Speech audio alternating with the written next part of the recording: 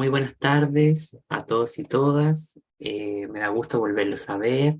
El día de hoy tenemos una invitada de lujo, por lo menos para mí.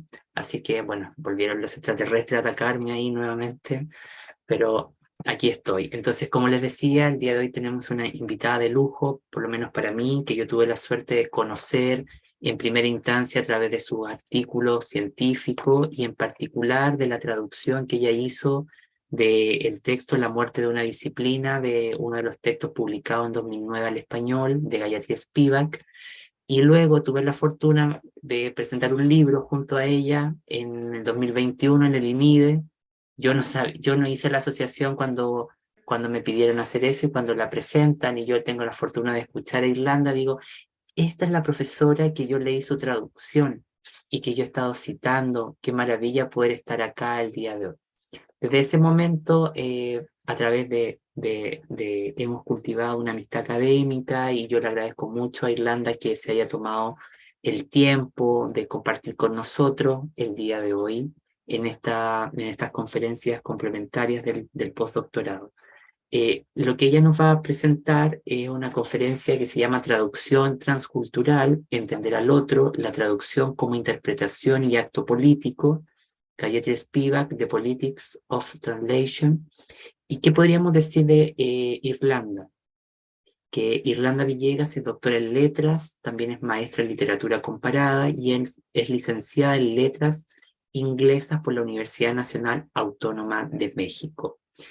Se dedica a la investigación y a la formación docente en mediación intercultural y en estudios culturales transdisciplinarios con énfasis en temas de género, poscolonialismo y racismo.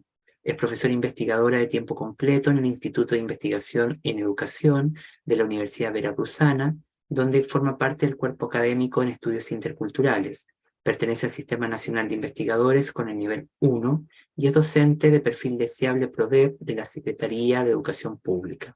Ha coordinado la edición de diversas publicaciones colectivas tales como la traducción lingüística y cultural en los procesos educativos, hacia un vocabulario interdisciplinario, por la Universidad Veracruzana y UNAM en 2019, El poder de la memoria, la reconstrucción de las identidades colectivas en el Triángulo Atlántico, Universidad Veracruzana 2016, e Ideología en Traducción, Literatura, Didáctica y Cultura en Peter Lang en 2016. Es docente en los programas de maestría y doctorado en investigación educativa de la casa de estudio a la que pertenece. Ha traducido una decena de obras del inglés al francés y del francés al español, entre las que se pueden mencionar La muerte de una disciplina, una de las primeras obras publicadas en nuestra lengua de la postcolonialista Gayatri Spivak, y así como Una educación estética en la era de la globalización, publicada al español por Siglo XXI Editores en 2019. De la misma autora, en cuya versión al español también colaboró, y ha dedicado sus esfuerzos sustantivos a divulgar la obra de Spivak en México y en Latinoamérica.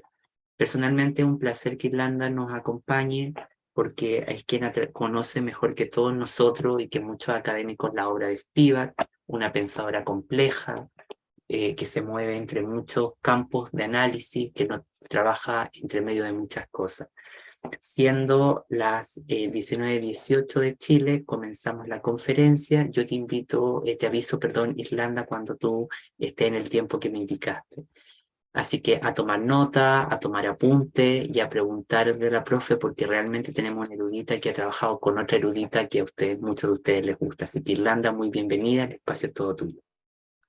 Pues muchísimas gracias por tan cálida recepción. Es para mí un placer, un gusto de verdad poder trabajar con Aldo. Cada uno de los proyectos que él me ha convidado me parecen fascinantes, ambiciosos. Y cuando me contó del grupo que ustedes conforman, que entiendo que es de un posgrado y aún más, me sentí muy entusiasmada porque pues es muy complejo compartir estos temas con gente que de verdad los disfrute.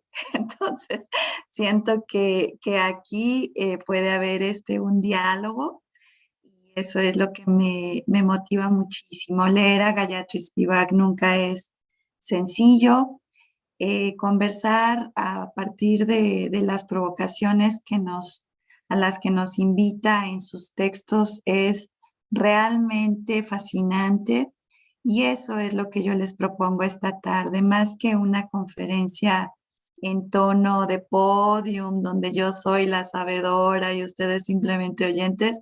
Yo, lo que más me mueve a estar con ustedes esta tarde desde México es la posibilidad de poder compartir cómo la recibimos, cómo la aplicamos en nuestros propios contextos latinoamericanos, en nuestros quehaceres cotidianos. Esa es mi motivación para trabajar junto con ustedes esta tarde. También, ojalá más adelante haya oportunidad de que ustedes me comenten qué están haciendo y por qué se interesan por esta temática.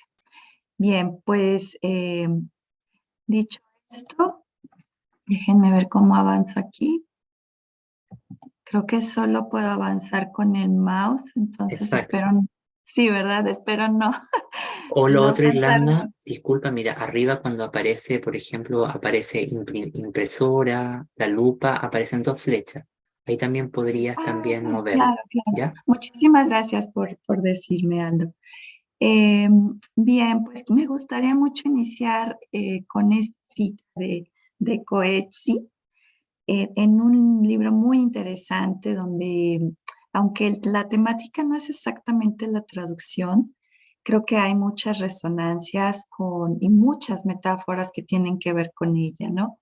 It is in the nature of the literary work to present its translator with problems for which the perfect solution is impossible.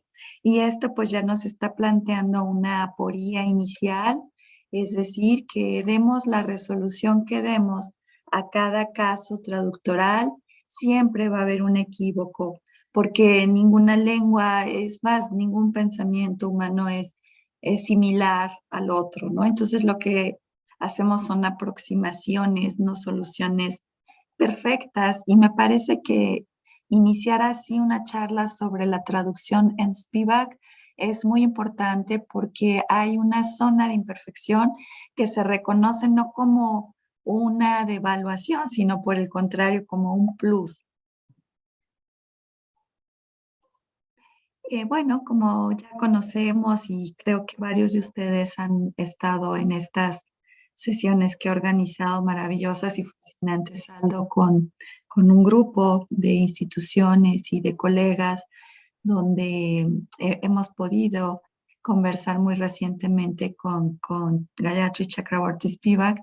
Ella nace en 1942 y es perteneciente a esta generación que Salman Rushdie denominó The Midnight Children, es decir, esas personas que nacieron recién concluida, digamos, en términos concretos políticos, la independencia de la India del Reino Unido, pero que en realidad procesualmente va a tomar mucho tiempo, algunos años, quizás hasta décadas, para que esto se cristalice, como sucede en todos los cambios sociales que son paulatinos y que no se dan si por simple decreto. A veces los decretos vienen a cerrar, pero la mayoría de las veces también implican transiciones que son pues muy, muy lentas y paulatinas.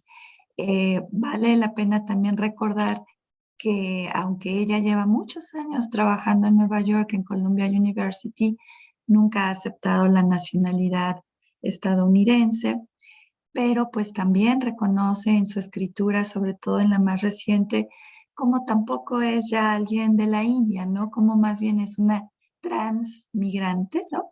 Una migrante de una élite muy educada en la India, que además ha sido educada conforme a patrones coloniales, muy imperialistas, ¿no?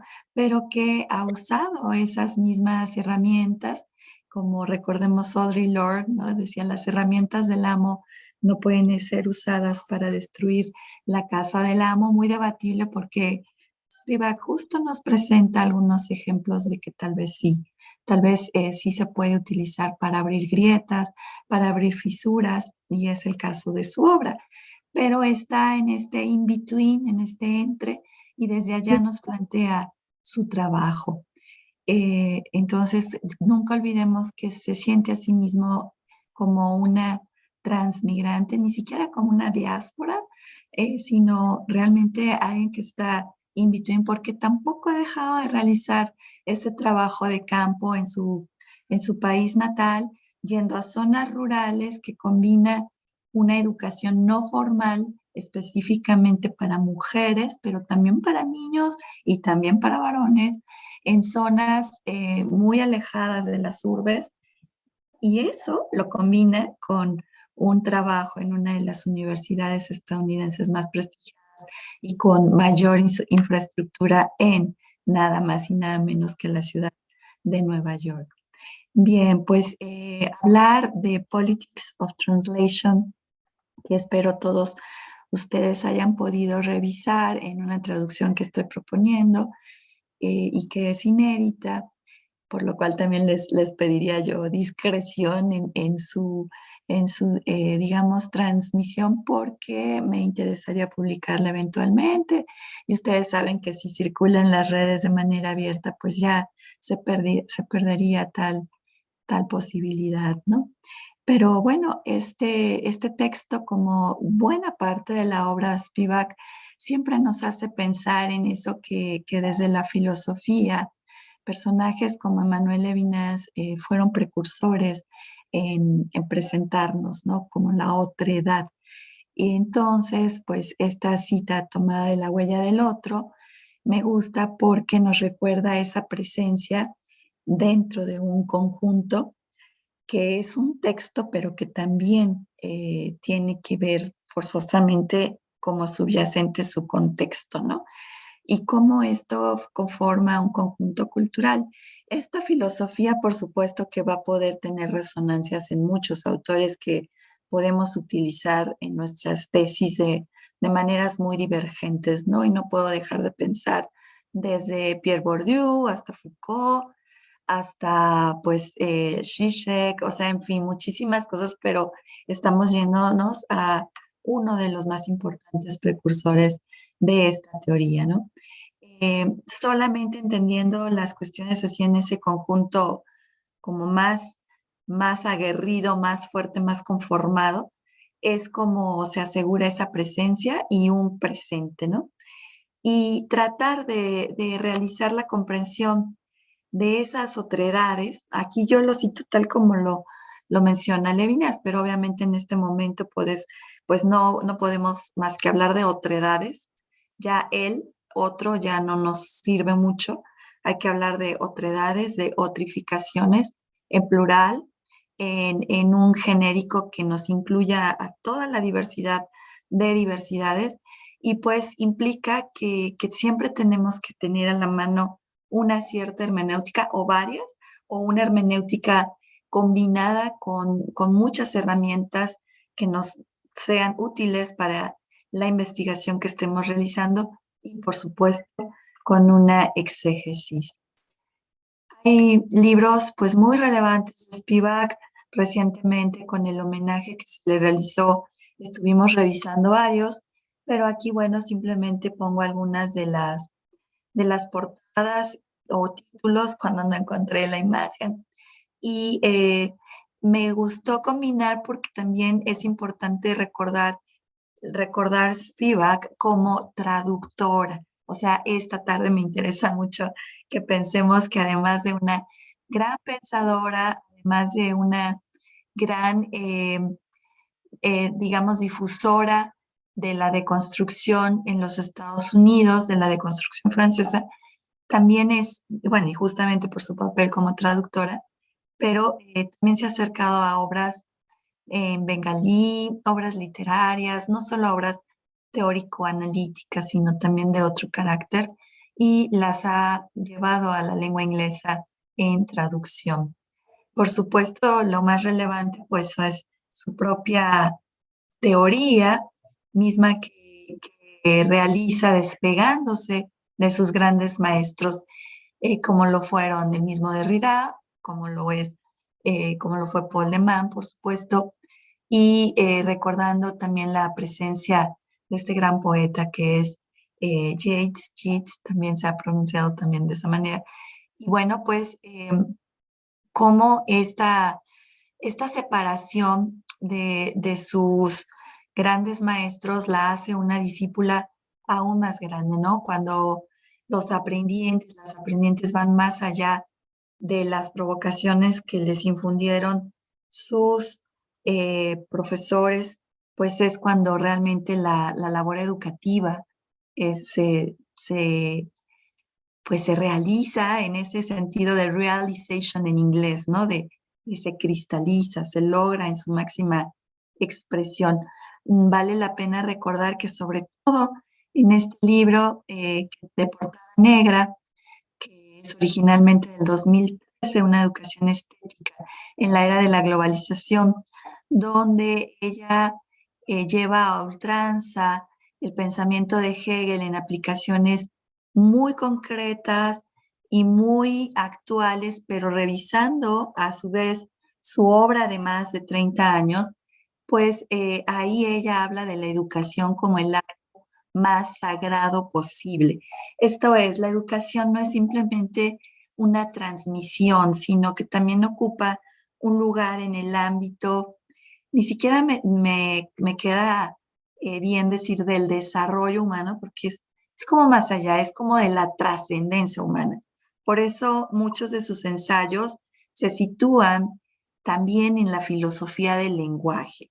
Y esta tarde intentaré ensayar con ustedes cómo, por ejemplo, su pensamiento puede ponerse a la par del de filósofos como George Steiner. Vamos a llegar allá, espero que con tiempo nos lo podamos hacer. Bueno, en un texto que yo escribí, que ahí está citado, pongo solo imaginando las diferencias insalvables que existen entre las distintas colectividades que conforman el planeta. O sea, esas diferencias no las vamos a poder de verdad acortar nunca. Hay que aprender a vivir con ellas y puentear entre ellas de la mejor manera posible. Y para eso creo que el CELEI, con todas sus políticas de estudio en cuanto a fenómenos de exclusión, sobre todo en la educación, da muchas herramientas para afrontar estas diferencias insalvables, ¿no?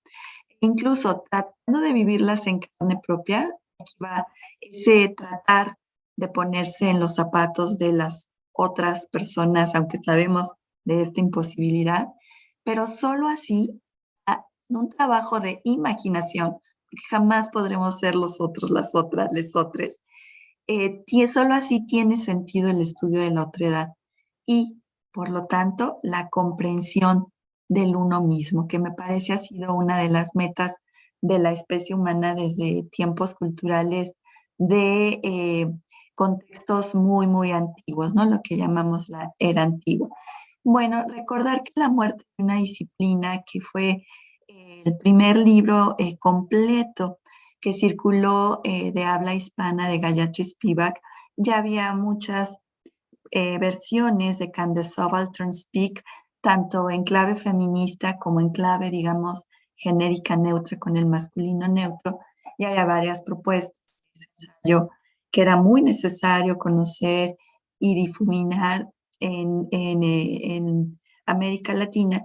Pero The Death of a Discipline fue una conferencia en series de 3 momentos y esa conferencia junto con las de estos autores que están en pantalla viene a completar que ha seguido. Les invito a ver cómo está actualmente esta serie Belek con otros autores muy interesantes, recordando a este gran teórico literario de origen alemán.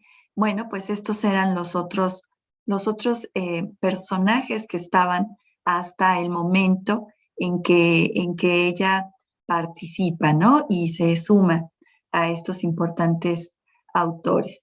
Como pueden ver, son de muy diferente naturaleza, proponen muchas, digamos, aproximaciones a la literatura y a los fenómenos lingüísticos y culturales desde muy diferentes ángulos. Y justamente se viene a sumar Gayatri Spivak.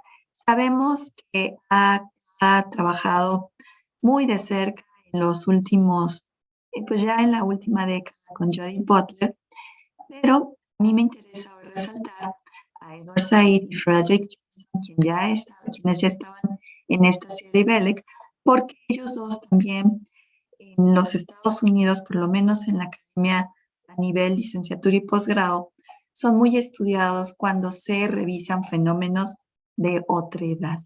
Y entonces Gayatri Spivak viene a sumarse a esta cuestión. Esta es la portada original.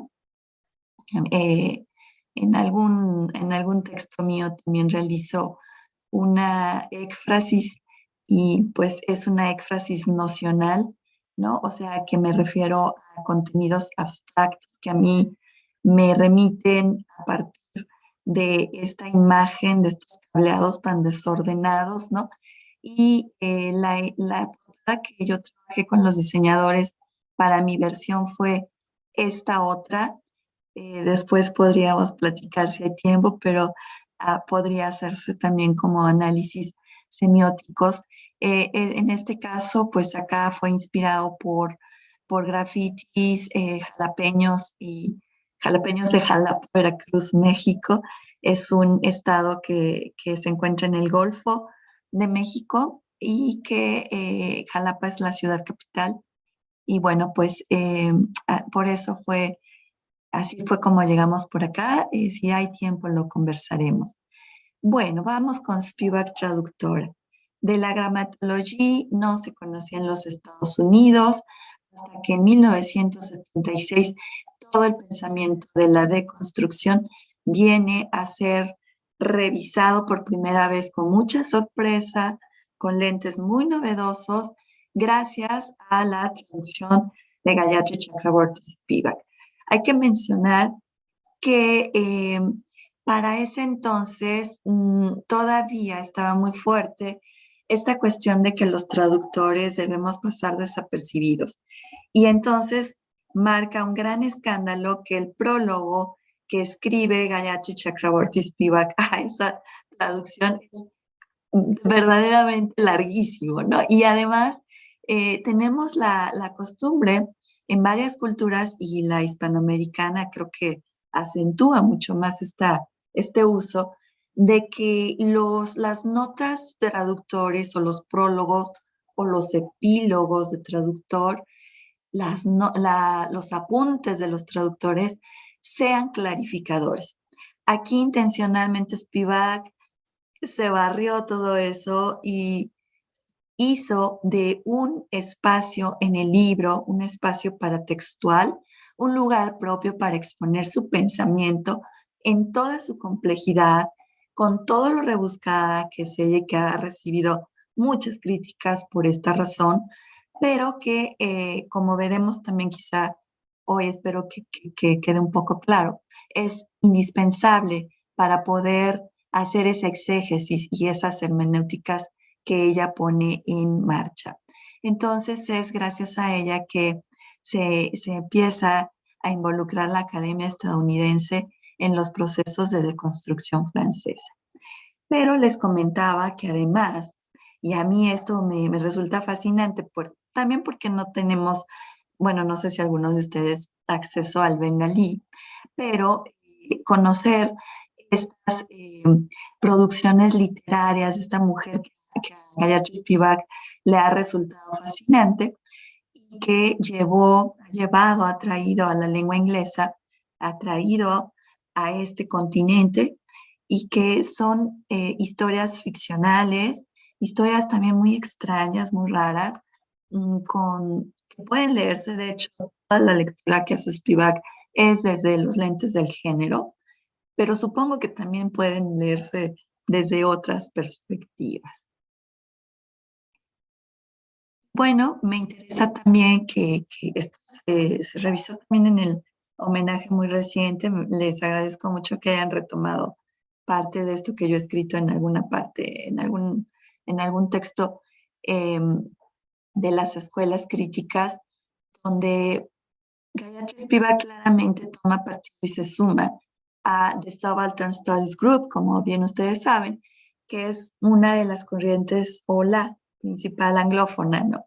Donde hay gente como la que tenemos acá en fotito. Y hay que decir que este grupo está en franca conversación. Conversar quiere decir dialogar, pero quiere decir también discutir, quiere decir oponer, quiere decir adherirse y a veces decir no, contrarrestar, ¿no? A la escuela francesa y caribeña, por supuesto, con gente tan grande como Frantz Fanon del lado de nuestras islas en el Caribe, etcétera, ¿no? Y en estas escuelas están incorporados varios continentes, varias también, digamos, tradiciones culturales y escuelas culturales. Y hablar Spivak es tener que poner en juego todas estas cartas, por eso no es tan simple leerla. Bien, ahora sí nos introducimos de lleno, ya he hecho este contexto, digamos, bibliográfico, muy sumario, pero espero que nos sirva para ubicarnos. Si me llegas a enviar algún mensaje, hazlo por WhatsApp, me avisas porque ya no quiero estarme distrayendo, pero Súper temo tranquila. que seas tú que se pierde la conexión o algo, No, tranqui, esperemos que tranqui. no, ¿verdad? Porque no los puedo ver. Bien, traducción cultural. Bueno, empieza a surgir desde la década de los 60, 70 en el siglo XX, pero ya digamos que en plenitud, en una temática muy en boga, serán los 90 del siglo pasado, donde la producción se vuelve ya muy en ebullición. Es una de las corrientes teóricas, sobre todo en ese momento. Ahora ya podríamos hablar también de que está hasta cierto punto rebasada, que depende de dónde, cómo, cuándo, ¿no? Pero la principal, digamos, aportación que nos hace esta visión de la traducción es que ya no se va a mirar simplemente como una cuestión lingüística, y perdonen ustedes el simplemente, porque es algo ya muy complejo hacer una traducción lingüística y desde, por ejemplo, la visión que tiene la traductología con su anhelo de ser ciencia, ¿no? Pero acá es una visión que la mira como paradigma, la mira como fruto de un episteme y un desarrollo de pues incluso podríamos decir de la filosofía de la ciencia misma, ¿no?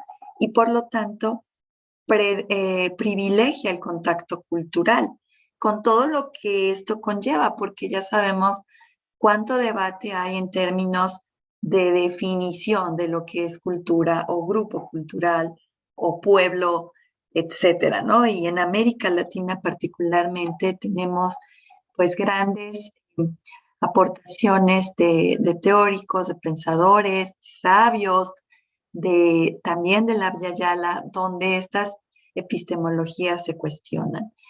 Pero hay que decir que este nuevo paradigma de la traducción cultural le va a ser muy útil también a la lingüística, pero sobre todo a la antropología, por ejemplo, a la historia de las ideas y a los estudios literarios.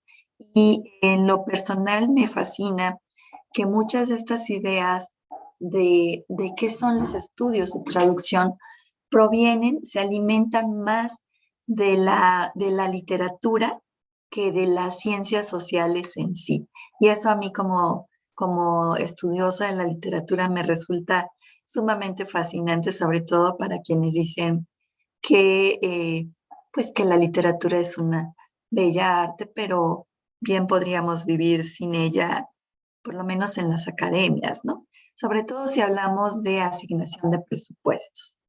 Bueno, pues quiero entonces empezar a hacer un recorrido sobre las personas que han estudiado la traducción como paradigma y que van llevándonos hacia esta culturización de la traducción para pensar y ubicar la obra de Gayatri Spivak en ese hilo de teorización. me gustaría comenzar con Sherry Simon en este libro y eh, lo que ella, voy a estar parafraseando, ustedes ahí tienen el original, ¿no? Lo que menciona es que la traducción tenía esta, digamos, ambición de de poder llevar a la cultura B la imagen completa de lo que sucedía en la cultura A. Y más que culturas, en ese preámbulo se hablaba de lenguas, no tanto culturas. Ahora ya casi nadie discutiría que lengua guión cortito, perdón, cultura siempre van de la mano. Pero hubo un momento en el que se daba por sentado eso de la cultura, como si siempre estuviera implícito en la lengua, siempre lo está, pues, pero no se visibilizaba, y ese es uno de los aportes de la deconstrucción, ¿no? En una cadena de tradición, una concatenación que iba a garantizar que no había ruptura alguna, ¿no? Y que, bueno, pues esto era el gran aporte de las traducciones en un sentido muy clásico, ¿no? Sin embargo, bueno, aquí estamos hablando de los 90, este Today se refería a los 90, ¿no? Lo que tiene que aceptar como inevitable es su incompletitud y su pertenencia cultural, ¿no? La manera en que se imagina la traducción en esa década en específico ya ha cambiado por el hecho de que los mundos que trata de puentear ya están totalmente permeados por la pluralidad y recordemos todos los fenómenos de migración y de transfronterización, ¿no? Entonces, ya de por sí, estos sitios están cargados, me encanta esta frase, already saturated, ya muy saturados por una lógica en la traducción. Más allá de la teoría, las personas que están en tránsito están viviendo con una lógica permanente de la traducción. Y de ahí es donde empieza a forjarse esta idea.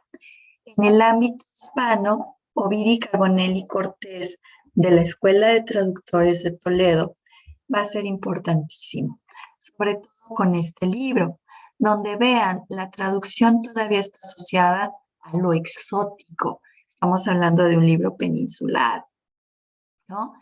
Y se asocia a lo poscolonial, ¿no? Este libro también es de los 90 y Carbonell y Cortés nos dice que en estas últimas 3 décadas ha pasado la traducción de lo normativo lingüístico a lo descriptivo, ¿no? Y fíjense el adjetivo que usa él, ¿no? Un nivel superior, como si el nivel lingüístico no fuera suficiente, ¿no? Y es que sí, a algunas traductoras, y yo suscribo pues ese posicionamiento, nos resulta insuficiente lo lingüístico y tenemos que mirar el contexto cultural en su conjunto. Eh, entonces, aquí tenemos que ver que la traducción cultural desde esta óptica, podemos o no estar de acuerdo con esto. Yo misma convivo en mi día a día con colegas que no comparten esta visión y bueno, pues así es la realidad, ¿no? Es una cuestión semiótica, es decir, va más allá de los significados literales de las lenguas o ampliados de las lenguas, es una semiosis completa cultural y requiere una hermenéutica. Y lo que expone o exhibe, visibiliza o trata no de allanar, porque eso no se va a lograr, pero sí de visibilizar son los conflictos culturales, ¿no? Entonces, se trata de una visión, una perspectiva mucho más filosófica, cargada fuertemente hacia los estudios sociales.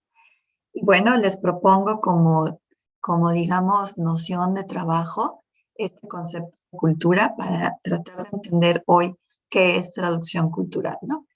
Me ceñiré a esta que nos propone Carbonell y Cortés. Para él es un conjunto de compartidas por un grupo muy reducido o por todos los miembros de una comunidad amplia o por varias comunidades, ¿no? A mí me gusta esta acepción por la cuestión simbólica, ¿no? Y para comprender, tratar de comprender la otredad, ¿no? Según este autor, que es un autor vivo, que también ha cambiado su pensamiento a partir de la producción de este libro y que conviene seguir revisando. Él trabaja muy de la mano con África Vidal, otra de las estudiosas de la traducción que les recomiendo desde esta perspectiva, aunque yo hoy no hablaré de ella. Pero esto va de la mano con las normas con las que se establece el orden social, con esas normas con las que se organiza la realidad de un grupo social. Las ideologías entonces son como códigos retóricos. Mencionaba Aldo ese libro de Petra Lang, Ideologías en Traducción, ahí trabajamos mucho, una serie de colegas, esta cuestión de las ideologías en traducción. Para Spivak, que se inscribe, podríamos afirmar que se inscribe en esta línea de la traducción cultural, ella agrega un ingrediente básico y que ustedes como lectores de otros textos de ella seguramente ya se habrán percatado, que es esta cuestión de la agencia, ¿no? Cuando ella trabaja con Butler, lo performativo va a quedar aún más claro, pero ya desde este texto de The Politics of Translation ya podía mirarse, ¿no? Entonces yo lo que voy haciendo en la exposición que hoy traigo para ustedes es ir encontrando semejanzas y también lo disímil entre ella con otras personas que han abonado a esta noción de la traducción cultural, como Sherry Simon, y como Louise von Flotow, que ahora la veremos. Spivak propone una idea de que la traducción es activa, o sea, siempre está respondiendo a cuestiones vivas, aunque estemos traduciendo un texto de otra época y de autores ya fallecidos. Y además agrega esto, estratégica, es decir, la usa como algo, un medio para lograr un fin, ¿no? Y espero que hayan podido notar cómo ese fin tiene mucho que ver con lo político, en ese sentido muy feminista también de personalist política, ¿no? Por lo tanto, las traductoras nos volvemos en unos agentes in an education in the era of globalization. Spivak va a decir, a diferencia de su obra previa, que la agencia ya no se logra simplemente con mi hacer. Tengo que, como agente, estar circunscrita a una institución. Ahora sí, qué tipo de institución, eso sí puede ser muy, muy variado, pero de alguna suerte tengo que tener una credencialización para que de verdad mi accionar como sujeto sea agencial, pueda provocar un cambio, ¿no? Y algo que ella introduce en este texto que ustedes han leído es, por supuesto, una responsabilidad ética, una responsabilidad hacia las otredades y que además implica un acto sumamente amoroso, casi en un sentido budista, de más allá de mindfulness, de kindfulness, de ser amable, de buscar, de practicar la bondad para con las otredades. Bueno, esto es bastante debatible porque habría que ver hacia dónde está cargado ideológicamente los textos que estamos traduciendo, ¿no? Bueno, ahora sí estamos entrando ya de lleno a este texto que ustedes tienen en sus manos, que data del 93 justamente. Estamos en esa década donde sí sucedieron muchas cosas, ¿no? Pero bueno, ¿qué es a lo que nos referimos cuando se habla de la política de la traducción? ¿Qué es eso, no? Eh, y bueno, en este libro de Sherry Simon, pero este libro, a ver, quiero hacer un poquito de intertextualidad, lo va a citar Steven Ungar en un texto bien interesante, pero que es como muy de trabajo. No es un libro que se lea así como por gusto. Comparative Literature in an Age of Globalization, que también es de esa década de los 90. Es un compendio donde los autores más importantes que se dieron a la tarea de discutir en los foros de The Modern Language Associations discuten qué es la literatura comparada, ¿no? Es como un estado del arte que generan las personas, las figuras académicas más importantes involucradas en literatura comparada en los Estados Unidos. Y Steven Ungar es uno de esas personas que participó en esa década.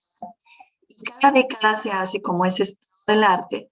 Entonces, en la que corresponde a la de los 90, Steven Ungar va a citar a Henry Simon, quien a su vez está hablando de Jacques Derrida.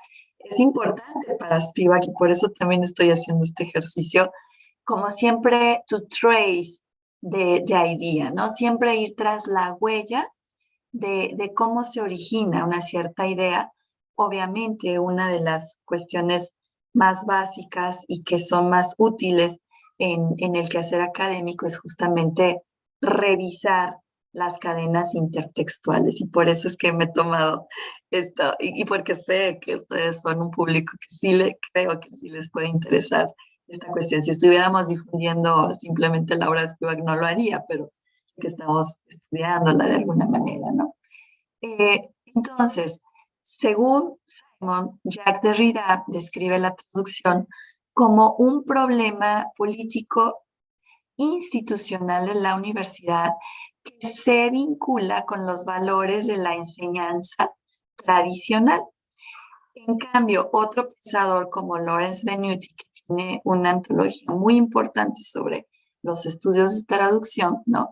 La caracteriza a la traducción como una práctica cultural política que se abre que abre esta gran ventana, ¿no? A dimensiones éticas que, por supuesto, manifiestan un respeto muy, muy grande por la diferencia lingüística, pero ven ustedes, y cultural. Este es el gran agregado, ¿no? Para la propia Sherry Simon, ella le da otro cariz. Es una práctica feminista y ahí es donde ya tiene un parentesco con Spivak en esto de la performance estratégica que tiene una gran carga de género, ¿no? Y es, cito, un modo de comprometerse con la literatura que necesariamente está involucrada en una política de la transmisión. ¿Cómo es ese compromiso? Bueno, puede ser de dos maneras. Al perpetuar los valores que sostienen, que dan la base a esa cultura literaria, pero vean muy bien esto, o al contrarrestarlos, al desafiarlos. Y esta es la parte también muy interesante de la traducción cultural. Por lo tanto, Spivak Derrida, esto ya lo dice Steven Ungar, ¿no? También. Simon, todos parecen estar de acuerdo en que la traducción posee un potencial, ¿sí?, muy fuerte para contrarrestar, para pelear, para desafiar las prácticas que hemos recibido y los valores que hemos recibido en relación con la comunicación como el lenguaje que comunica, ¿no? Pero entonces acá nos conviene mucho para el CELEI hacer esta, digamos, transposición, este desplazamiento, esta práctica de la imaginación que nos recomienda Spivak, en cómo podemos hacer esto hacia la educación para evitar las exclusiones, para incluir a las diversidades, para hacer esta educación diferenciada desde lo único, pero también desde lo equitativo o hacia una justicia epistémica, ¿no? O incluso hacia esa gran ambición de la igualdad sustantiva.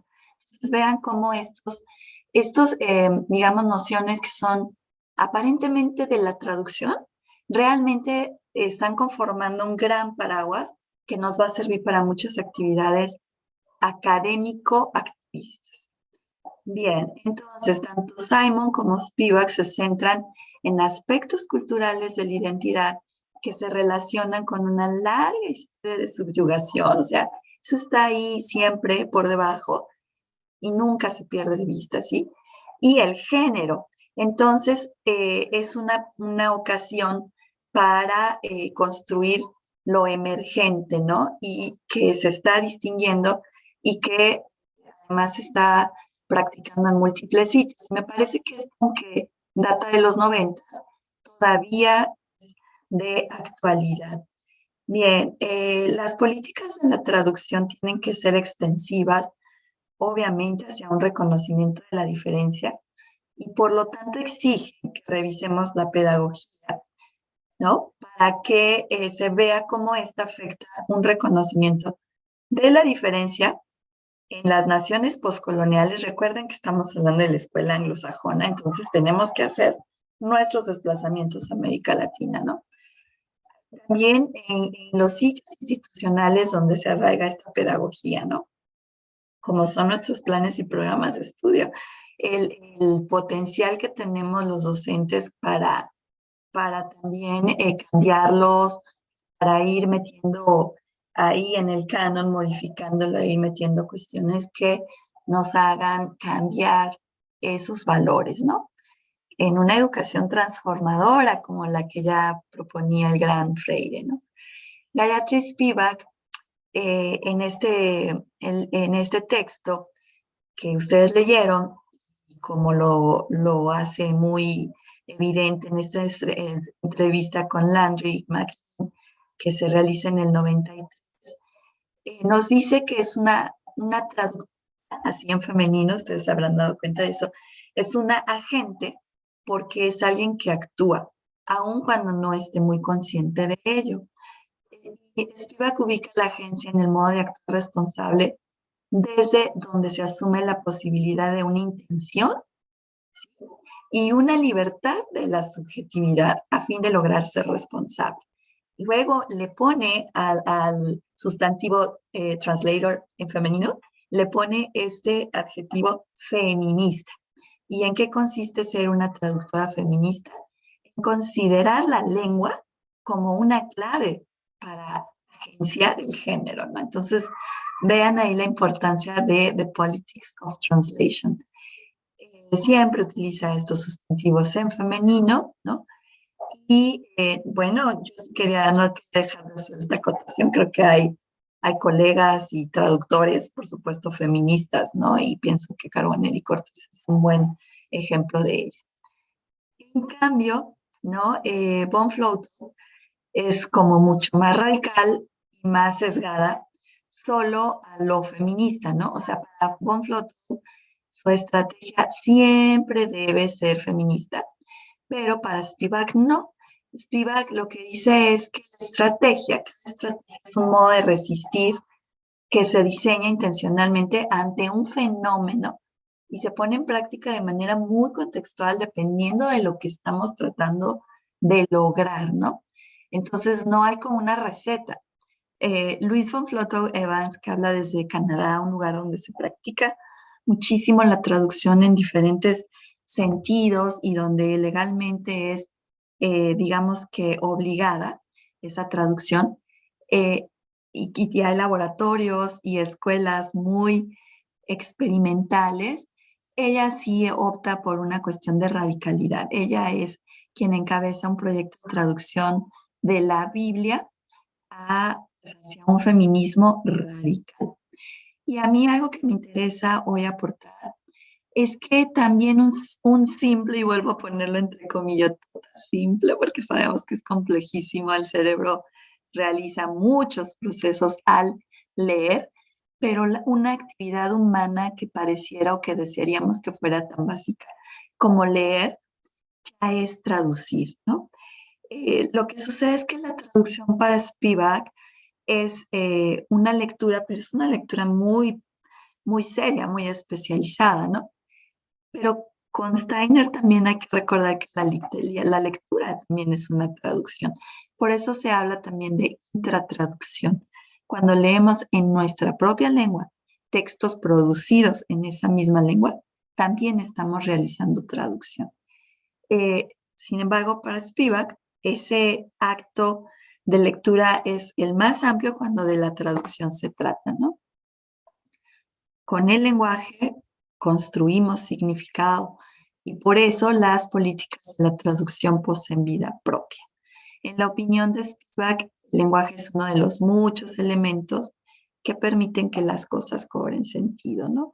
Y si un nosotros, por ejemplo, cobra sentido, es cuando producimos identidad. Y bueno, de esto en la lingüística se ha hablado mucho, ¿no? Con lo performativo de la lengua. Voy aquí a esto que ya mencionaba desde un inicio, el nivel lógico-retórico de la lengua. Es algo muy interesante.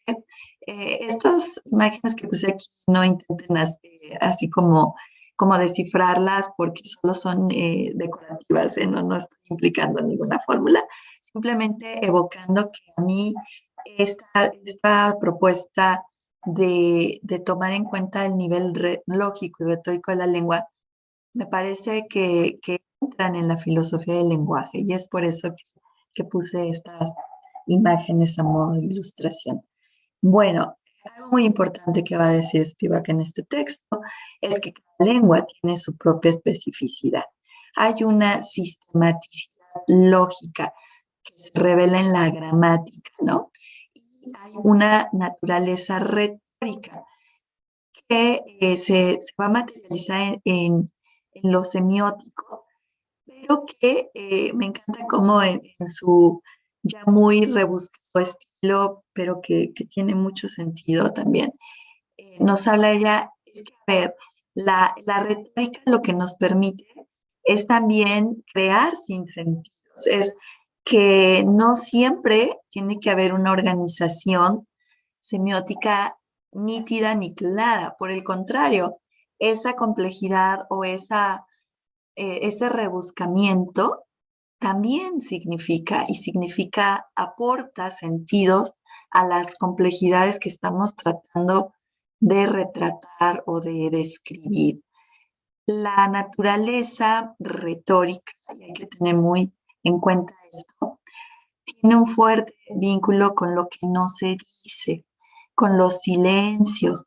Se revela a través de la manera en que se ordenan o se desordenan las ideas textuales y cómo se presentan, ¿no? Recordemos que desde el campo de la psicología, yo sé que en el CELEI ustedes también estudian mucho estas cuestiones, eh, por ejemplo, el lenguaje gestual, hay muchos tipos de lenguaje además, ¿no? Y todo eso también aporta, pero de eso no habla Spivak. Yo me estoy ahorita acotando al texto de ella, ¿no? Por lo tanto, la naturaleza retórica disrumpe la sistematicidad lógica de la lengua. Y en esas disrupciones es donde Spivak va a encontrar como lo más fructífero de la traducción, cómo se crea el significado, ¿no? Cuando la lógica se disrumpe por la retórica, ¿no? Entonces, ahí estamos abriendo un montón de contingencias azarosas, ¿no? Y esa va a ser otra palabra clave en su pensamiento.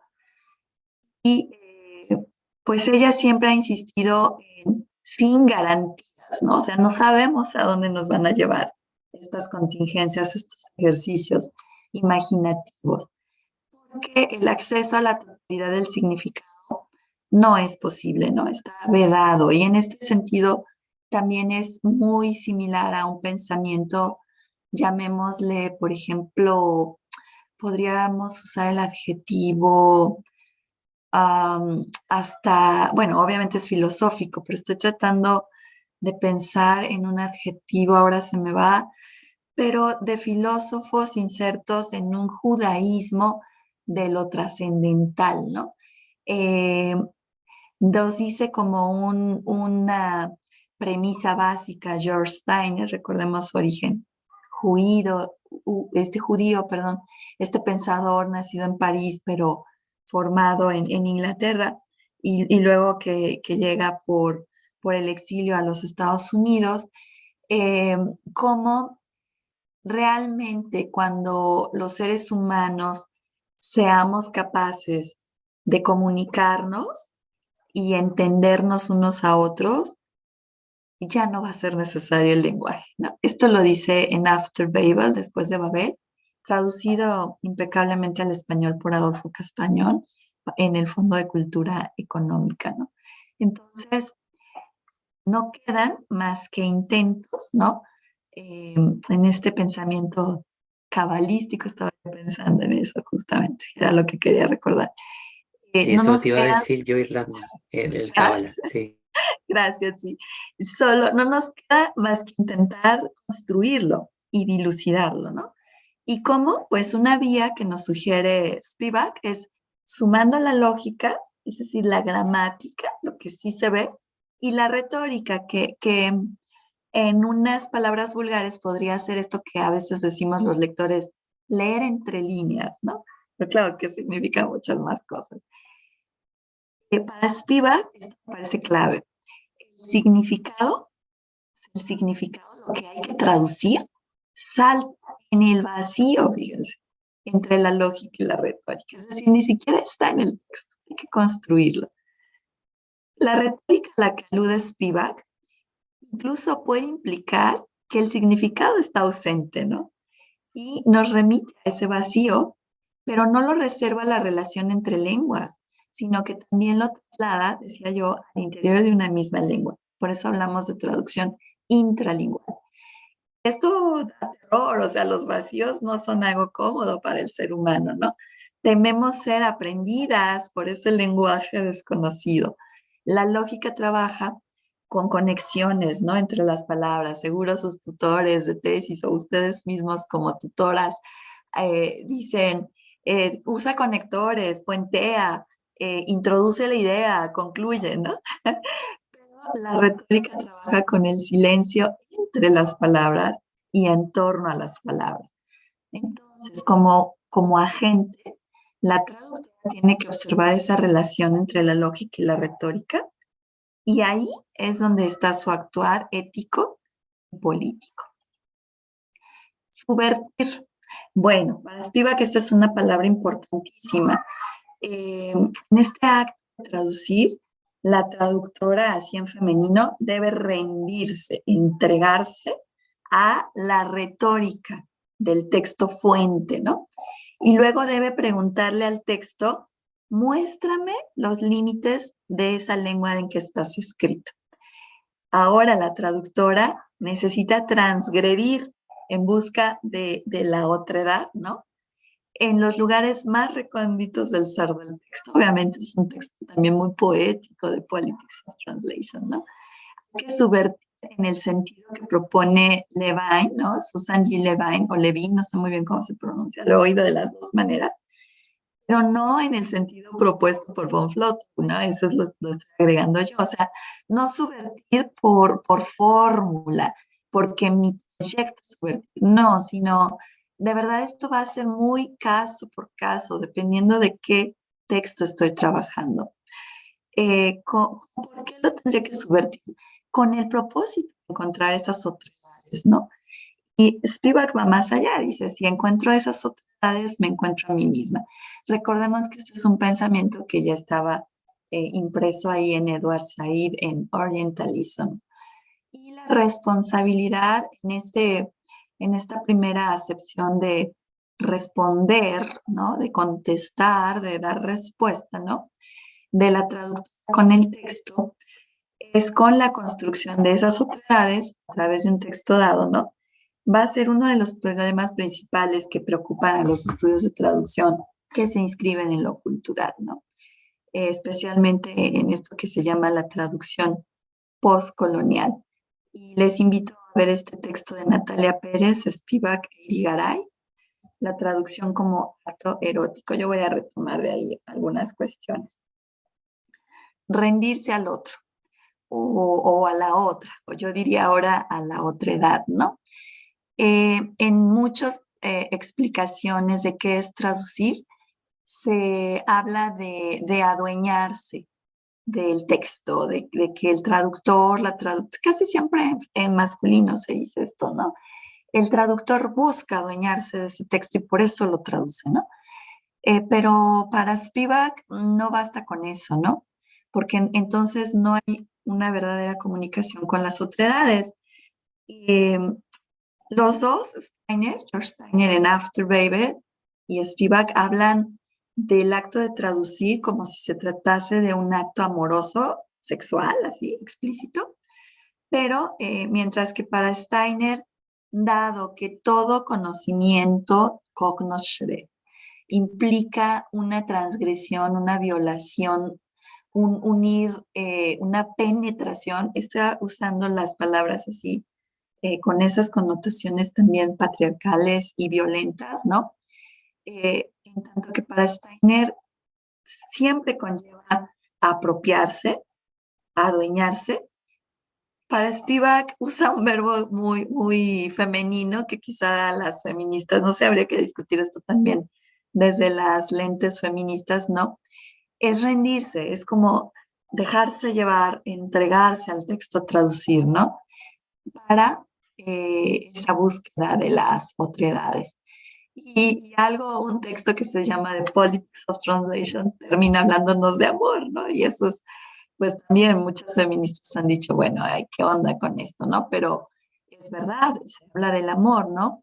Se introduce esta metáfora y mi colega Natalia Pérez en esta revista Poligrafías, los invito a verlos, la de 2003, está en línea, usa la metáfora del amor porque se establecen dos formas fundamentales a la alteridad. Por un lado la ética, pero por otro lado la erótica, ¿no? Entonces, hay que convertir a esas otredades en algo que se le parezca al uno mismo, a la una misma, ¿no? Como resultado del humanismo universalista, nuestras obligaciones morales se basan en la igualdad fundamental, ¿no? Y estamos en la era de los derechos humanos, como ustedes bien trabajan en el día a día. Sin embargo, en el proceso de traducción, en la relación entre traductora y texto, debe existir mayor respeto por la diferencia irreductible de la otredad, es decir, del texto. Ahí a donde ya no puedo hacer más reducción, ni ya no puedo avanzar más, ahí donde me topo con ese significado aparentemente último, ¿no? Ahí está mi máxima, pues, desafío, ¿no? Y debo poner mucho respeto hacia eso. Entonces, esto nos lleva a que la relación que se establece en la traducción esté más cercana a lo erótico que a lo ético. Esta explicación la provee Natalia Pérez, insisto, porque en el proceso de traducción lo que necesitamos idealmente es una distancia máxima y eso nos dice Spivak, pues no, eso no se puede, ¿no? Al revés, es una relación pues íntima, ¿no? Por otra parte, el objeto de deseo siempre ha estado presente también en la visión de los teóricos y teóricas de la traducción. Nos fascina un texto original y por eso es que sentimos una atracción inevitable, ¿no? Pero para Spivak, esta atracción no debiera invitarnos a dominar el texto, ¿no? Que es hasta este momento de 1993, cuando aparece The Politics of Translation, parece ser la norma en todas las descripciones que se hacen del acto de traducir. Dominar, controlar, penetrar, adueñarse, ¿no?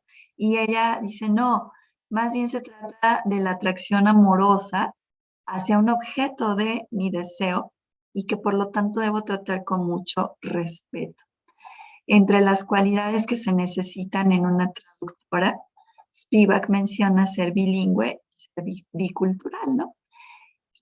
Y hace pues, esta referencia que si puede hablar de cosas íntimas en la lengua del texto original, eso es una prueba de fuego de que ya es una persona bilingüe y bicultural. Entonces, bueno, ahí pueden ustedes también ensayarse si son bilingües y biculturales. Otro punto importante de The Politics of Translation es que pone el ojo en los textos subalternos. Para mí esta es una de las aportaciones más importantes y que me ha servido mucho en mi andar como académica, como estudiosa, como investigadora. La traducción de textos marginales desde lugares privilegiados, como lo puede ser quizá el que nosotras ocupamos en estos momentos en la academia, ustedes, desde donde están, Aldo, donde estoy yo misma, ¿no? En ese modo pone especial énfasis en que nosotras tenemos la obligación de aprender las lenguas de los demás, ¿no? Y si no es así, bueno, pues entonces hay que recurrir a cuestiones o estrategias traductorales muy complejas, pero que las hay, ¿no? Lo que ella quiere es que se pongan en diálogo textos hegemónicos y textos subalternos. Y critica mucho que en la Academia Estadounidense suelen hacerse cursos de literatura latinoamericana en 10 semanas, ¿no? Y todas las lecturas que ponen son abreviadas, son traducidas al inglés y nadie se toma la molestia de aprender español. Bueno, estoy haciendo un ejemplo muy, pues, así como muy falso, porque no es cierto, en español sí saben, ¿no? Pero si fuera otra lengua, chino, por ejemplo, ¿qué es lo que suelen hacer, ¿no? O árabe. Entonces, ella dice, pues eso es falso, eso no es conocer, eso es no tener ganas de verdad de acercarse a las otredades. Si queremos, tenemos que aprender sus modos de decir. Sherry Simon nos ofrece esto que, recuerden, son los 90, ¿no?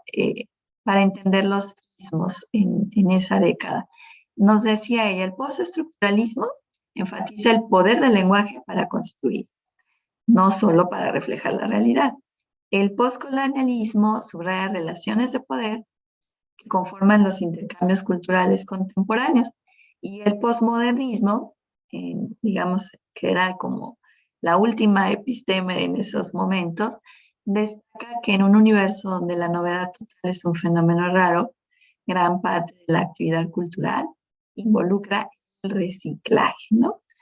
Estas tres perspectivas son las que ponen de relieve la preeminencia de la traducción como una actividad de intercambio y creación cultural. Por eso a mí lo que me interesa de esta lámina es decir que no puede haber surgido la noción de traducción cultural sino esta década de los 90 así en su apogeo. Bueno, estas teorías proponen que la traducción es una actividad consciente, crítica y políticamente, ¿no? Los traductores no son pasivos, son agentes históricos que sí transforman textos y contextos y tienen una responsabilidad muy, muy alta.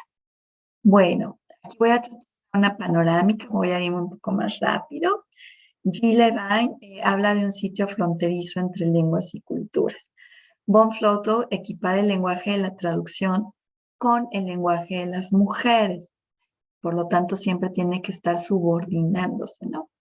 Y Spivak propone ejemplos de traducción cultural dentro del propio texto literario, desarrollando el concepto de agencia estratégica y performativa.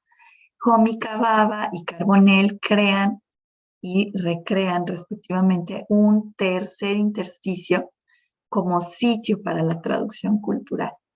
Baba ejemplifica la traducción cultural en un personaje literario y la encarna en un escritor, Salman Rushdie. Y bueno, esto fue mucho antes de lo que sabemos que ha ocurrido con Rushdie, quien ha sido sujeto de violencia, ¿no? Una violencia muy, muy fuerte. Todas estas imágenes provienen del discurso de los estudios multiculturales, ya sean postcoloniales o feministas, donde la otredad es el foco de atención, ¿no? Y pueden aplicarse a otras actividades como construcción de narrativas, a la crítica literaria, por supuesto, a la propia creación literaria, a narrativas historiográficas también. Está puesto esto de la mismidad y la otredad, la ipseidad, ¿no? Sobre la mesa, de esto estamos hablando, ¿no? Por lo tanto, estamos hablando de una tensión que nunca deja de estar y que siempre nos obliga a estar negociando, ¿no? La traducción es una lectura especializada, tiene que dar cuenta de estas negociaciones, de estas transacciones, y eso es darle vida propia al texto literario. Bien puede afirmarse que autores como Benjamin, volviendo a la cuestión de la filosofía del lenguaje y a este viso cabalístico, ¿no? Y como George Steiner, ya habían sentado las bases, por supuesto, ¿no? Para problematizar la traducción como proceso cognoscitivo y comunicativo.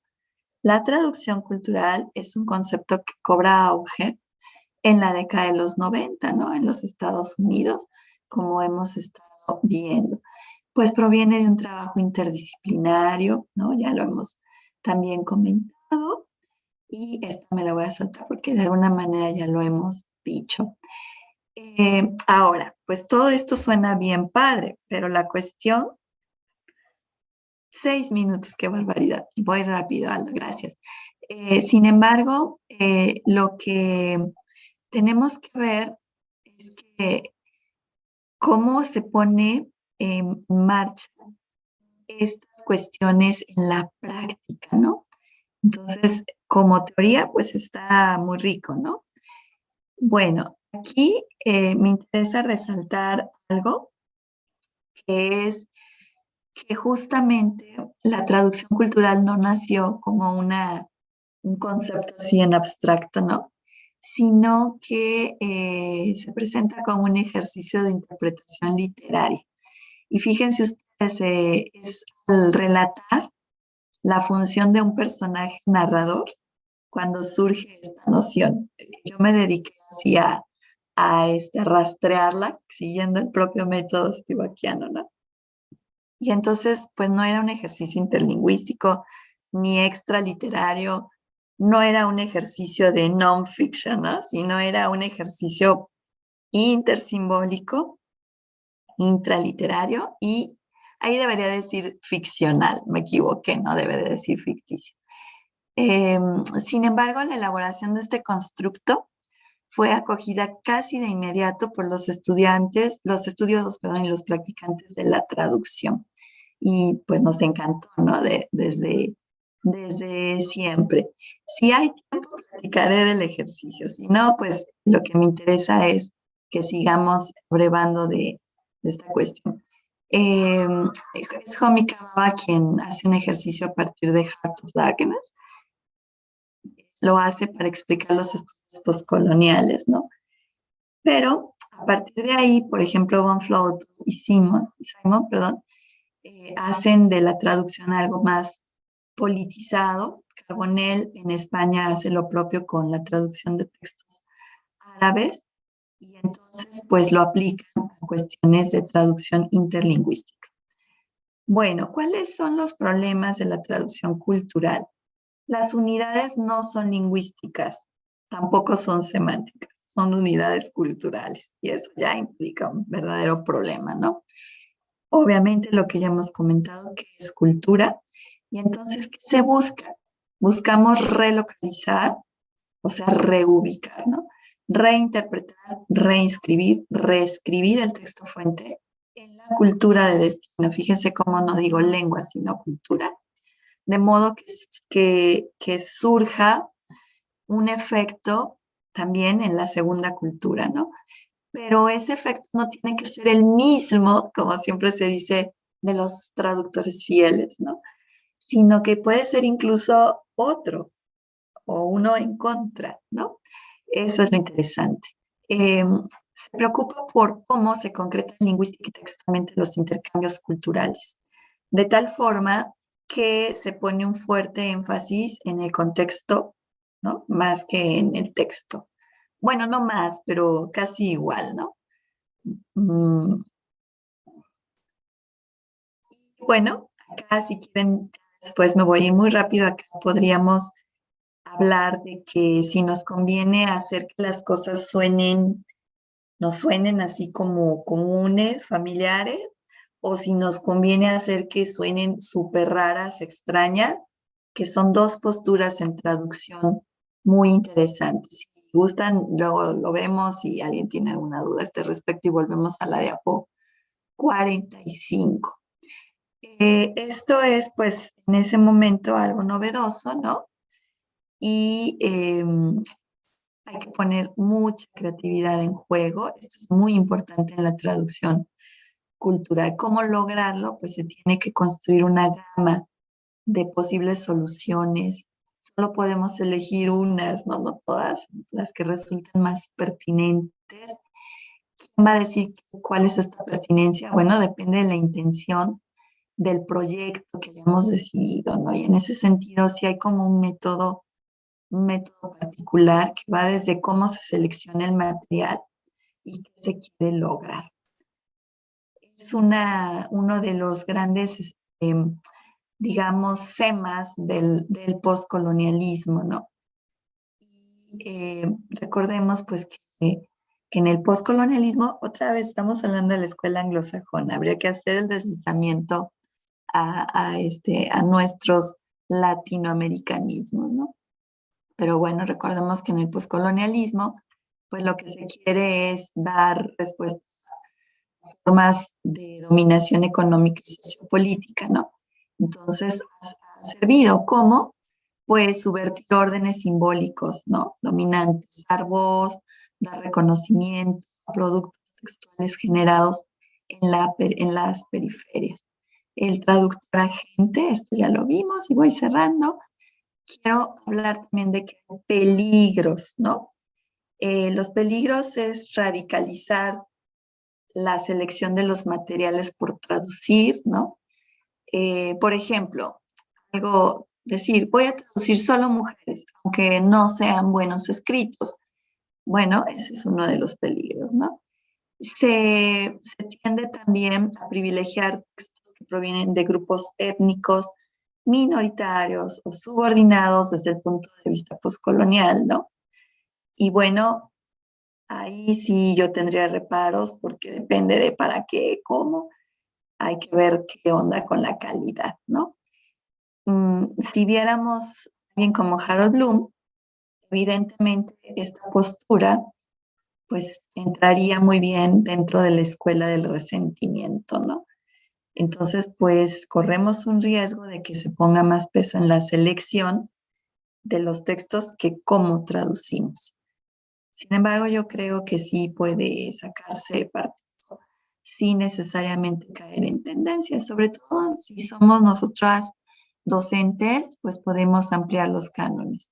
Y ya concluyo, pues en la primera década del siglo XXI, ya estamos ahora en la segunda, pero bueno, yo me refiero a que por lo menos en los primeros 10 años del XXI, ahora después de la pandemia ya también estoy repensando estas cuestiones. La traducción cultural se plantea como un concepto que sí refleja riqueza y complejidades de una sociedad global, ¿no? Creo que la pandemia por eso lo menciono, nos puso además sobre la mesa todas las cuestiones de inequidad en la distribución de infraestructura digital y de conexión, por supuesto, ¿no? Otra de mis conclusiones sería que tiene bondades, ¿no? Para mostrar especificidades que en otras tendencias no se revelan en su verdadera dimensión o que de plano se ignoran, ¿no? Y sí creo que la traducción cultural puede contribuir a provocar alguna reacción para reducir las inequidades socioculturales, ¿no? Y en ese sentido, tal vez a la educación inclusiva les sirva también esta noción, ya me lo dirán ustedes. Y pues he terminado. Por acá está el cartel que usamos en mi universidad cuando ella vino. Quería compartírselos. Y digamos de estas obras así como muy hay nuevas que ustedes también proyectaron en el homenaje. Y pues la bibliografía. Estas láminas yo las preparé para ustedes, ya las tiene Aldo. Y en esta lámina número 59, si ustedes quieren, es que no sé cómo sea la manera de trabajar de ustedes, pero si quisieran llevar como a una cuestión más práctica, ¿y ahora qué hago con este texto que ya leí, que ya vino aquí Irlanda a echar un rollo de esto, pero qué hago? Bueno, les invito, aquí hay algunas actividades que les sugiero para ver si tiene sentido en sus prácticas académicas propias. Y pues aquí yo cerraría, querido Aldo, dejo de compartir, ¿verdad?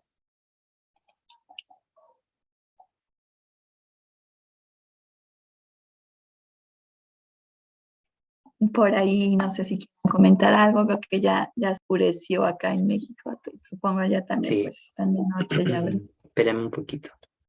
Bueno, gracias Irlanda por esta conferencia. Espero que los extraterrestres no se metan en mi cámara. Les pediría a todos los demás que por favor pudieran prender su cámara para que la Irlanda los conozca y podamos tener un diálogo más fecundo. Irlanda, yo tomé hartas apuntes de tu charla. Yo creo que con los años uno como que pocas veces después ya va tomando apuntes de cosas, pero a mí cuando algo me moviliza, me captura, siempre lo hago y me encantó esto de la traducción porque yo me remonté y dije, wow, cuando estudié mi maestría de lingüística no fue tan bueno lo del módulo de traducción porque, y eso que yo hice mi trabajo de fin de máster es sobre mediación cultural, y, pero aquí aclaré muchas cosas que en esa época no encontré respuesta, como por ejemplo lo que tú señalabas de los silencios entre las palabras, cuando avanzaba la cosa era lógico, y también me encantó esta idea de esta distinción entre el nivel lógico y el nivel retórico. Creo que eso es súper importante para lo que podríamos llamar los procesos de semiotización que hacemos del otro, ¿no? Como que hay un ícono que se graba en nuestra mente y universaliza una imagen, ¿no? Me pareció súper importante eso, me pareció súper importante también el tratamiento que le diste a los objetos en el trabajo con la subalternidad, leer al otro, subvertir al otro, no rendirse al otro. Me parecieron que estas distinciones, y sobre todo, son fundamentales.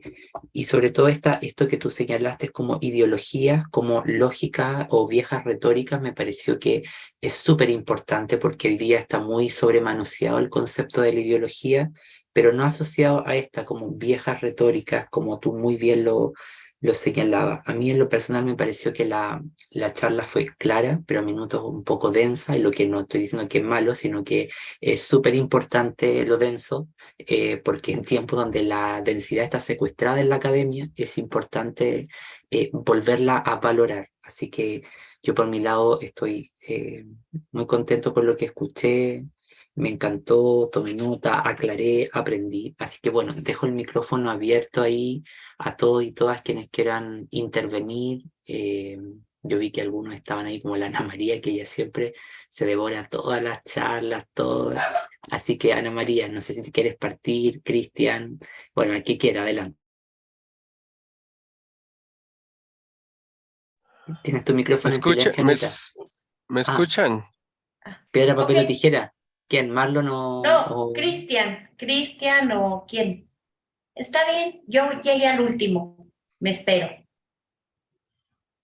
Cristian, ¿tú? ¿O Marlon? el Marlon? Marlon, es que no te Dale, vemos, Marlon. Sí, no, estoy montado en mi carro que voy a salir, disculpen. Pero pregunto, no, digo, digo mis impresiones. Obviamente, no soy traductor, obviamente. Pero entonces, cuando yo escuché todo lo que se habla del traductor, me vinieron dos oficios a la cabeza que sí soy. Uno, lector. Sí soy lector. Y dos, maestro. Me dio la impresión de que la profesora Irlanda hablaba de un traductor, pero yo siempre escuché que me hablaba como profesor, como maestro. Es decir, si uno en vez de mm, traductor pone maestro, queda súper bien. En el sentido en que, pues, es decir, en muchos sentidos puedo mencionar uno en relación y ahí junto tal vez los dos oficios, en leer al otro. Va, ya, me pareció súper, súper que, súper importante y fuerte, me parece me parece, cuando digo fuerte, denso, pesado, neurálgico, eso, yo creo que con esa palabra ya lo dije mejor, neurálgico, el plantear que cuando cuando el traductor se enfrenta al texto, no se trata de dominarlo, sino que por el contrario, como creo que la palabra fue rendirse al texto de Spivak. Y si pongo entonces de algún modo que cuando uno como maestro se encuentra con el otro y el otro como el otro cultural, me pareció de mucha potencia. Eso por un lado. Por el otro lado, en la universidad yo vengo escuchando que los profesores debemos eh, poner en nuestros currículos la perspectiva de género. Y entonces hoy como que escuché eso de una manera más profunda. Digamos, yo solo había escuchado como el enunciado, que los profesores pongan en su currículo la perspectiva de género, así como un enunciado.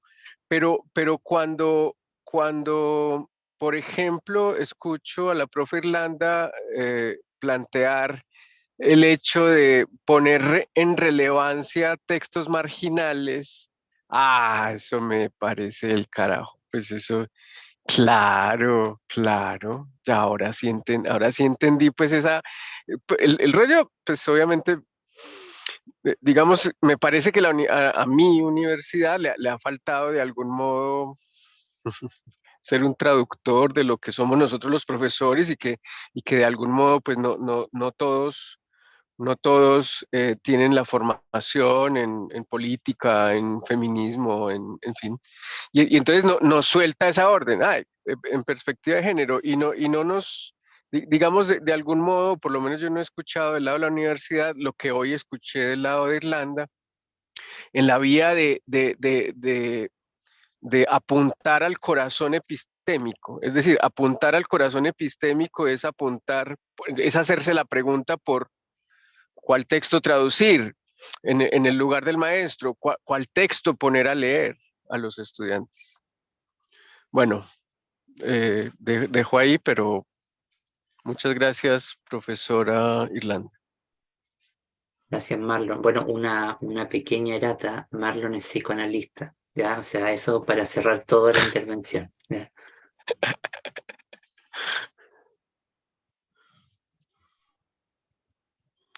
Irlanda, no sé si tú quieres decir algo, le damos el pase a Ana Pues María. mira, preferiría reunir varios comentarios pues a veces hay como coincidencias o maneras de ir Súper. agrupando los temas en cuestión de economizar tiempo, ¿no? Ana María, adelante. Bueno, buenas tardes. Gracias, Irlanda. Te comparto y les comparto algunas cosas o algunas ideas que me sonaron, me hicieron sentido y se me hizo muy interesante porque al igual que Marlon, cuando él empieza diciendo, bueno, aunque no soy traductor, pero luego cambio de idea, digo, sí soy traductor. Constantemente estoy haciendo una labor de traducción, ¿verdad? Y cuando te escucho, me remito a lo que estoy haciendo actualmente. Yo les enseño una fotografía a mis informantes donde es una fotografía donde están diversas autoridades estatales. Hace unos días se presentó aquí en mi estado el Programa de Desarrollo Educativo Estatal 2022-2028 y se toman le dan el documento simbólicamente a un niño de origen huichol.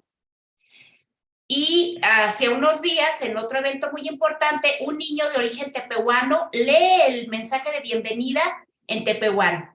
Entonces, yo lo que hago es presentarles a mis maestros, formadores de docentes indígenas, a 20 maestros, les enseño esa imagen y les digo ¿cómo leen esa fotografía? ¿Cómo leen? llego hasta, ¿qué te dice la cara del niño? ¿No? Ahí, porque el niño está asustado, a mí desde mi punto de vista yo lo leo asustado, no sabe, es un niño como de 9 años. Y cuando tú te escucho, yo veo que lo que les estoy pidiendo a mis maestros es un acto de traducción, ¿sí? Es un acto de traducción, y donde usan, ¿cómo diría yo? El esgrima de la argumentación.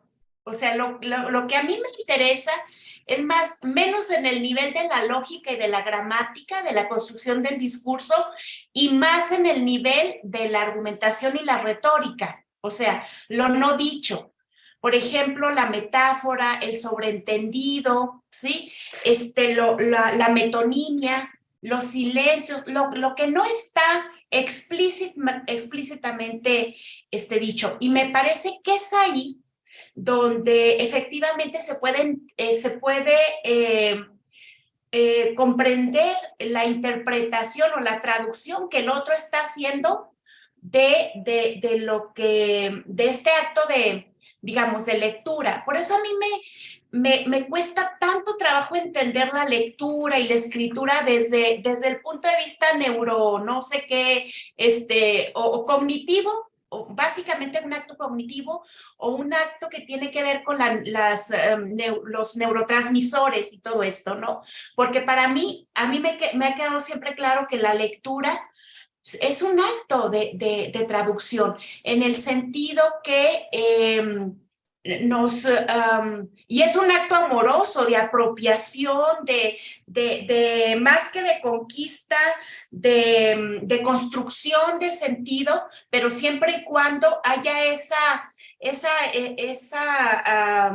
relación, digamos, de amorosa, esa relación de empatía y de interés con eso que está frente a mí, que es el contenido explícito del código. Más que traducción del código, es un acto entonces cultural, porque llego con todo lo que soy, con todo lo que traigo, y hago mi propia, lo que dijiste al último me encantó, este asunto de reinscribir en mis coordenadas eso, que quién sabe que al final, quién sabe qué fue, si quiso o no quiso decir eso el autor, ¿verdad? Entonces, cuando te escucho para hacer ya cerrar, me parece que, yo digo, es que lo que estoy haciendo efectivamente con mis maestros es lo que están haciendo los maestros, mis entrevistados, este acto de traducción cultural, sociocultural, y lo que estoy haciendo yo también con esta tercera versión es mi propia traducción. Entonces el mundo estamos hechos no podemos salir de este embrollo de traducciones. Yo diría cuáles traducciones son más consistentes, más útiles, pero también habría que ver para quién, ¿verdad? Bueno, por ahí la dejo, tengo otras notas, pero ahorita que vayamos avanzando para dar oportunidad a mis compañeros y compañeras. Gracias, Ana María. Y ahí muchas de las cosas que tú dijiste son de Eni Orlandi, que también que trabaja la corriente discursiva de Michel Peugeot, y ella trabaja muy bien en un texto que se llama Análisis del discurso, principio y procedimiento en la cuestión de los silencios. Así que bueno, un texto de ella está publicado en La Polifonía, pero el año pasado en el coloquio de, no sé si la Natalia, que con la UDEA estuvieron en la organización, se acuerda que de Eni Orlandi, que cerró el coloquio el año pasado. Bueno, Irlanda, entonces, Cristian, Natalia y Cristina. Vale, Cristian, adelante. Gracias. Bueno, primero que nada, gracias, Irlanda. Interesantísima la charla. Yo soy Cristian, soy de acá de Morelia, trabajo en la UPN y, ¿sabes? Me preocupa un poquito que escucho a mis compañeros y me siento como ellos, ¿no? O sea, casi cada cosa que decías, pues yo estaba en mi mente pensando, pues yo también hago traducción, ¿no? Cuando hago un diseño curricular, un ajuste para un ajuste razonable para alguno de mis alumnos con discapacidad o algo por el estilo, pues estoy haciendo una traducción, ¿no? Y entonces cuando escribo algo del pasado, soy historiador, pues entonces también estoy traduciendo entre épocas. Y entonces lo que me da un poco de miedo es que si vemos traducción en todos lados, ese concepto tan poderoso del que nos estás hablando empieza a perder sentido. Entonces yo, desde la educación inclusiva, y para tratar de no abaratar este concepto tan interesante, yo más bien en lo que pondría el foco es en la actitud que está detrás de esa traducción, porque ahí sí que puedo ver como un va a llevar a una decisión terminológica de si eso no es, sino simplemente una actitud de un profundo interés por entender al otro y por darte a entender al otro, ¿no? Y me parece que eso, digamos, desde la educación inclusiva, tendría que ser la base para que todo funcionara, ¿no? Independientemente de cuál sea nuestra perspectiva teórica o nuestra formación.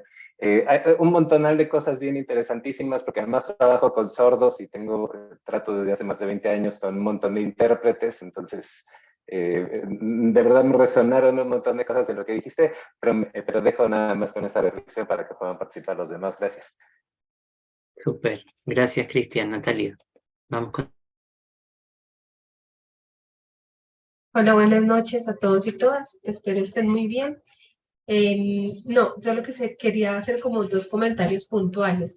Y es que hay un profesor colega de la Facultad de Educación de la Universidad de Antioquia, de hecho de la facultad en la que trabaja Marlon, que hace muchos años me enseñó algo que viene muy bien a esta conversación, y es una frasecita chiquita que quisiera pues como plantear en términos de estos conceptos trabajados. Y es que quienes trabajamos en la educación somos traductores de objetos de conocimiento, objetos de enseñanza. Entonces esa labor de traducción es fundamental, pues, y está allí. Y pues creo que escuchando a la doctora Irlanda, pues también recordaba a Dairo, que es el compañero de la Facultad de Educación, que siempre ha insistido en ello fundamentalmente. Y finalmente también como pensar en relación con los temas desarrollados en el postdoctorado y los intereses de cada persona que está acá presente, que muchas veces nuestros desconocimientos son desconocimientos incluso a priori, porque o sea, lo que nos acontece está allí presente, pero muchas veces hacemos caso omiso que eso está allí hasta que escuchamos eso del otro, pues de otro o de otra, que no es, digámoslo, nuestro cercano, nuestra cercana, nuestro par. Entonces, yo creería que también en términos de ese ejercicio de traducción y de ese ejercicio en relación con el lenguaje, se vuelve muy importante reconocer nuestras propias censuras, nuestros propios silencios, nuestras propias omisiones que causan injusticias, porque realmente creo que temas como los que han planteado los compañeros y compañeras, y específicamente la doctora Irlanda, no son temas, o sea, no son temas recientes, pero a veces nos ha costado escucharlos y nos ha costado hacernos cargo de ellos. Y eso también es una labor o sea, de traducción fundamental para nuestro propio hacer docente. Y dejaría por ahí. Gracias, Natalia. Vamos con Cristina. Sí, hola, también me uno a la felicitación y al agradecimiento, Irlanda, por esto nos comparte. Saludos desde aquí, desde Mexicali, Baja California. Pues a mí, igual que Cristian, que Aldo, estuve tomando bastantes notas, pero me gustaría ser precisa, algo así como Natalia, que también agradezco mucho su aportación. A mí, lo primero que me llama la atención es el título de la conferencia que compartes a propósito del acto político. Eso es lo que más me mueve, precisamente por mi función, por mi trabajo desde la academia, desde ejercicios de investigación, como mujer, como persona, ¿no? También de este mundo y de este mundo posible. Cuando nos platicas de esta frase de Lorde, nunca se podrá demoler la casa del amo con las herramientas del amo, cuando aludes a esta frase y brindas posibilidades en tu lenguaje de esas fisuras, de esas grietas que podemos provocar a propósito del acto político y de construir desde la educación posibilidades de otros mundos, ¿no? A mí eso es lo que me mueve, ¿no? De toda esta plática desde la traducción, que estuve buscando tus trabajos, ahorita que nos compartes el libro, dije, y caray, o sea, trabajas la interculturalidad. Yo traigo una propuesta que he estado desarrollando a lo largo de este programa postdoctoral que tiene que ver precisamente con estas otras formas, ¿no? Este otro concepto que hablabas de la otra edad de Manuel Levinas, pero bueno, lo enmarcas como las otredades, ¿no? O sea, estas otras formas de hacer la educación, de hacer otros mundos, pero ¿cómo podemos hacerlo también desde esta práctica, incluso como resultado de todo un pensamiento occidental, ¿no? Ir rompiendo me gustó esto que decías, Natalia, también revisar nuestros propios procesos, ser conscientes de nuestros propios sentidos en estas prácticas educativas, ¿no? Yo también tengo muchas notas, ya me revolví un poquito con mis notitas, pero esto es lo que alcanzo a compartirles, ¿no? Muchas gracias también por escucharles, compañeros y compañeras.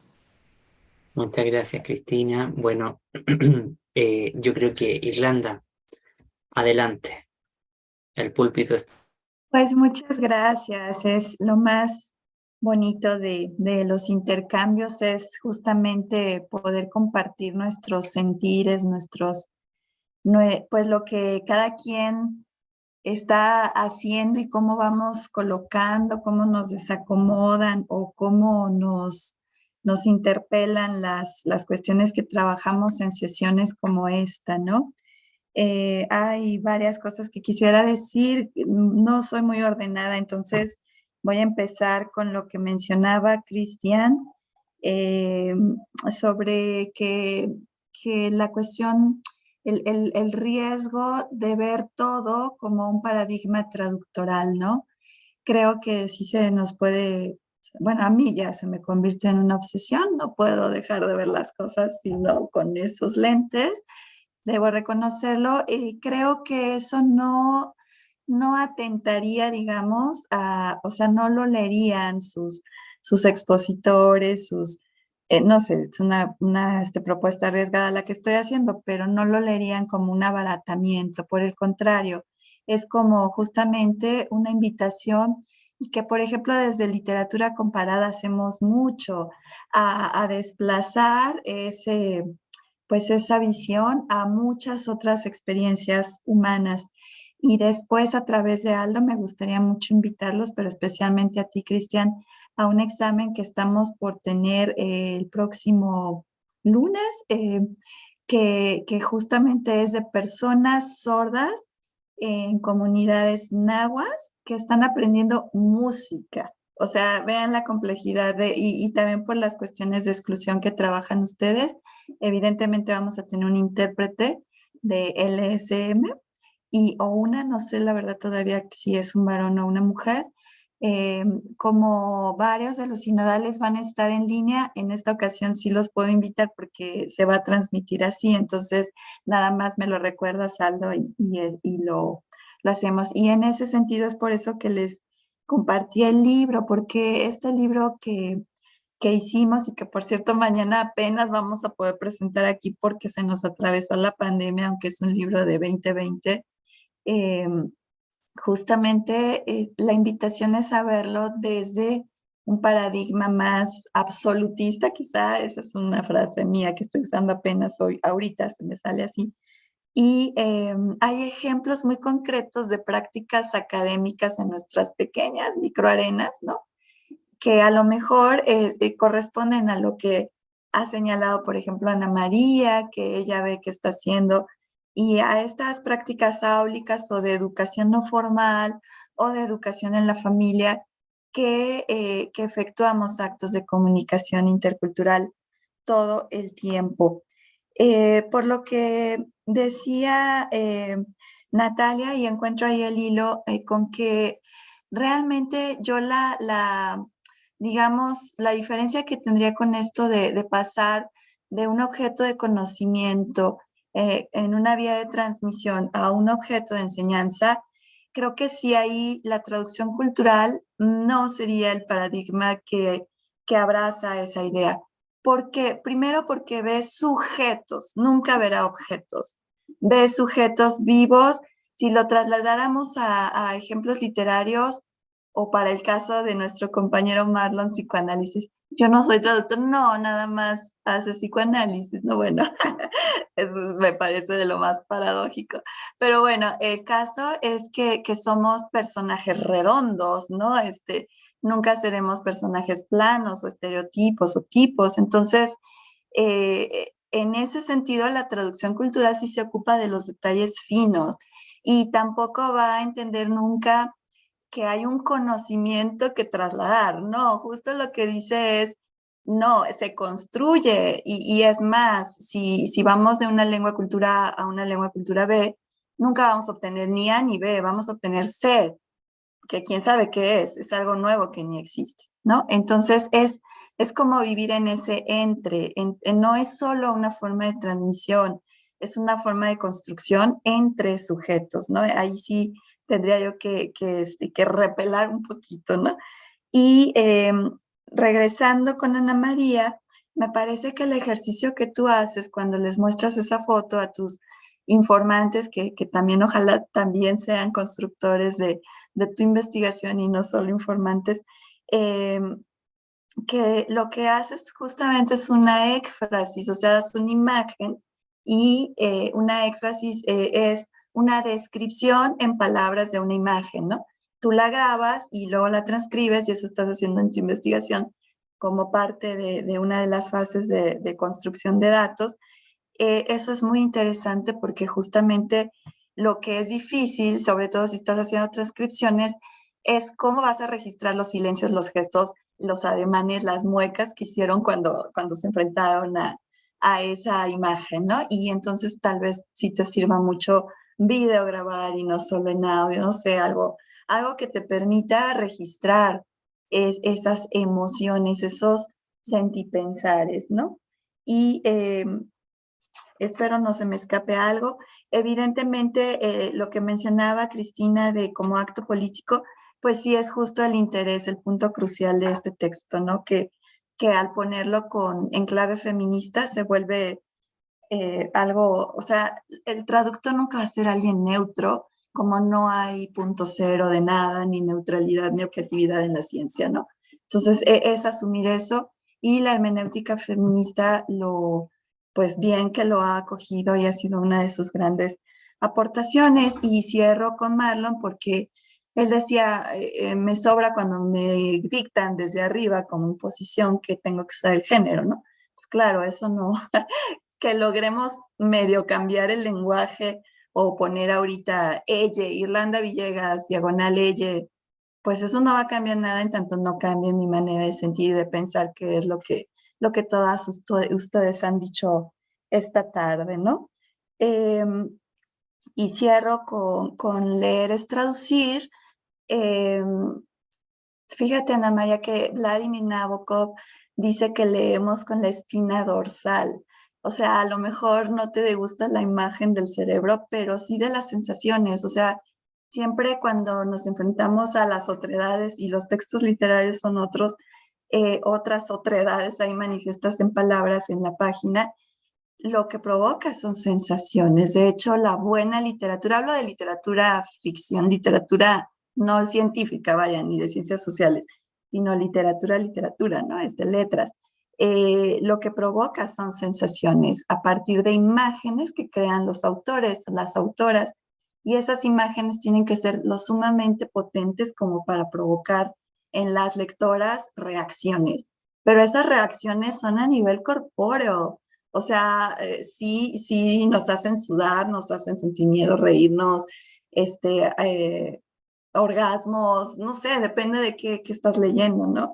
Y cuál sea tu sensibilidad y tu bagaje. Y bueno, pues con eso yo cerraría. Les agradezco mucho una recepción tan bonita, tan atenta, porque estos temas sí son densos y a los que nos gusta la densidad, pues qué padre, pero somos bien poquitos. Bueno, y pues yo con eso cierro, Aldo. Muchísimas gracias, Irlanda. Ana María, ¿tú querías decir algo?